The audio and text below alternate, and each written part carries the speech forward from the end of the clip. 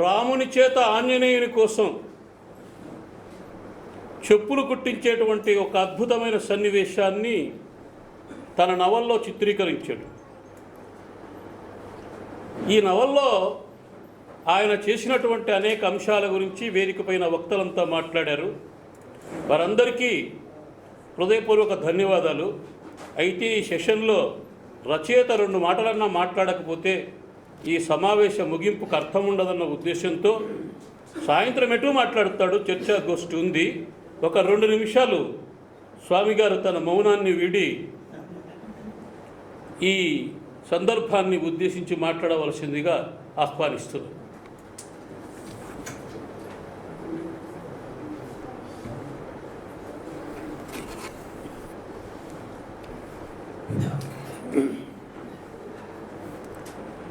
అధ్యక్షులు, మిత్రులు రాజారాం గారికి, అనుకోని అతిథి అంటూ నేను స్టేజ్ మీద కూడాను కలలుగానే మా గురువు ఈనాగ్ గారు ఈరోజు దర్శనమిచ్చినందుకు ఆయనకు, వేదికను అలంకరించిన, వేదిక దిగిపోయిన మా వెంకన్నకు, మా సోదరుడు వెంకన్న, అంటే ఈ అనంతపురానికి పురోహితులు 3 ఉన్నారు. ఆ 3 పురోహితులు ఎవరంటే, ఒకడు అమ్మడి సురేంద్రరాజు, ఈయన. ఇంకొకరు ఎవరంటే గుంటూరు లక్ష్మీ నరసయ్య. ఇంకొక పురోహితుడు ఎవరంటే కనుక మా వెంకన్న. వీళ్ళు 3 ఎప్పుడు కూడాను నా మీద చాలా అభిమానంతో వస్తారు. నిజానికి లక్ష్మీ నరసయ్య రానవసరం లేదు పాపం. ఎందుకంటే మేము తూర్పు పడమర లాంటి వాళ్ళ అభిప్రాయాల్లో. అయినా కూడాను మిత్రత్వాన్ని మన్నించి వచ్చినందుకు ఆయనకు, తర్వాత మన మిత్రులు కొందరికి కృతజ్ఞతలు. అదే రకంగా నా మిత్రులు రజని ఈ సభను డిజైన్ చేసిన, ఈ సభ పెట్టడానికి మూల కారణాలైన మా వెంకటరామరెడ్డి, మా ఉప్పటిపాటి వెంకటేశ్వరు, నా స్నేహితులకు కూడాను నా ధన్యవాదాలు.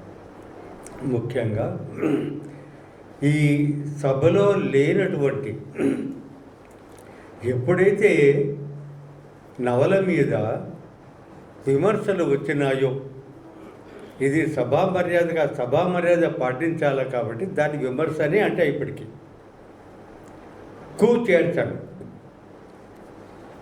కాబట్టి ఈ నవల మీద ఎప్పుడైతే విమర్శలు వచ్చినాయో అప్పుడు ఏం జరిగిందంటే, నేను బాగానే ఉన్నా, నేను సరదాగానే ఉన్నా, నాది ఇంకొక వర్క్ రాసుకుంటూనే ఉన్నా, దాన్నే మాపలేదు నేను. కానీ విచిత్రం ఏమిటంటే, చాలామంది నాకు ఫోన్లు చేస్తున్నారు.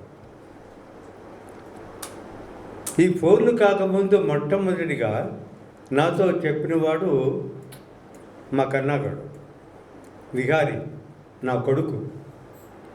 వాడికి భయం, 73 ఏళ్ళు వచ్చినాయి కదా నాకు, నువ్వు ఇవన్నీ మనసులో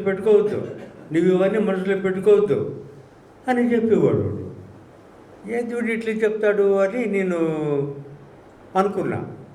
ఎందుకు వీడు చెప్తాడబ్బా అని నేను పట్టించుకోలేదు అసలు. నా పని నేను చేసుకుంటూ ఉన్నా, ఒకవైపు చూస్తూ. తర్వాత వీడు చెప్పిన తర్వాత ఇంటికి ఫోన్లు రావడం ప్రారంభించినాయి.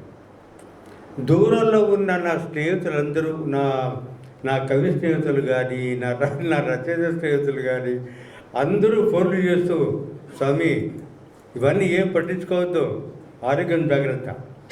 ఇంకో ఫోన్ వస్తుంది, స్వామి ఇవన్నీ ఏం పట్టించుకోవద్దు, ఆరోగ్యం జాగ్రత్త. అంటే నేను అప్పుడు అనుకున్నా, ఓహో ఇటువంటి విమర్శలు వస్తే ఒకవేళ వాటికి అంగీచించి గుండెలు చూపించిన వాడైతే ఒకవేళ పాపం ఎవరైనా అర్భకుడు పిరికి వాళ్ళు కూడా ఉంటారు కదా మా రచయితల్లో, పాపం అట్లా వాడు ఉంటే వానికి విమర్శలన్నీ వస్తే వాడు దెబ్బ కొట్ట దొంగల ముఠ అన్నట్లు వాడి ప్రాణము గాల్లో కలిసిపోదా పాపం. బండి నాన్నస్వామి కాబట్టి మొండోడే కాబట్టి తట్టుకున్నాడు ఇదంతా అని చిట్ట చివరికి నన్ను నేను అసెస్ చేసుకున్నా. కాబట్టి మిత్రులారా, ఇప్పటికే కాలాతీతమైంది. మనము తిండి తీర్థాలు తీసుకున్న తర్వాత సెకండ్ సెషన్లో లక్ష్మీనరసయ్య గారు, తర్వాత మన నాగోలు కృష్ణారెడ్డి, మీకు ఒక విషయం చెప్పాలా.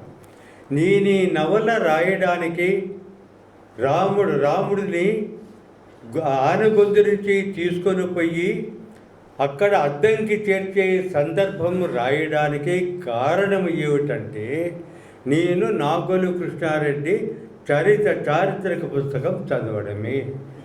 దాన్ని నేను గుర్తు చేసుకుంటూ ఆయనకు మరొకసారి నా నమస్కారాలు తెలియజేసుకుంటూ మధ్యాహ్నం సెషన్లో కలుసుకుందామని మీ అందరికీ వినయంగా భోజన తప్పకుండా అందరినీ భోజనం చేయాలని అందరినీ పేరు పేరున కోరుతూ సెలవు తీసుకుంటూ ఉన్నాను. ముఖ్యంగా మా ఇనాక్ గురువు గారికి పాదాభి వందనం.